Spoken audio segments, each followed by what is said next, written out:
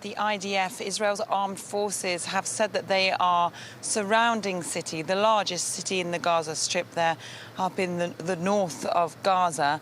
They say they've advanced towards another stage of this war, that coming from senior IDF leaders in statements a short time ago. Of course, we're not on the ground ourselves in Gaza to verify that information. International press is not being allowed in.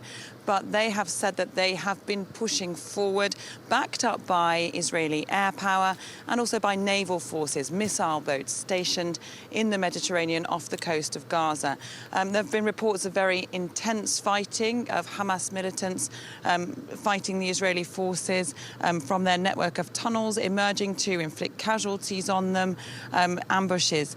And as the Israeli troops push on in towards Gaza City itself, that is set to be a very complex military operation indeed. Until recently, a very densely populated area. There are still a number of civilians remaining there. We don't know exactly how many. But of course, Hamas has had time to prepare booby traps for them, and urban warfare in any case is extremely complicated.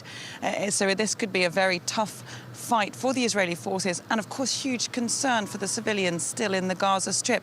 Israel's military and Israeli leaders have called on them to move south in previous days towards the Gaza Strip, but there have also been bombings in the south of Gaza towards Khan Yunis as well. And the UN has been saying there's no safe place in Gaza. So it's a huge concern about what happens as this military offensive presses on. In fact, a UN group of rapporteurs has put out a report, 7 independent rapporteurs from the UN, saying that they believe the Palestinian people is at grave risk of a genocide. Israel has hit back at those words, accusing the UN there of parroting Hamas talking points. But of course, the situation for people there remains very dire as this war continues.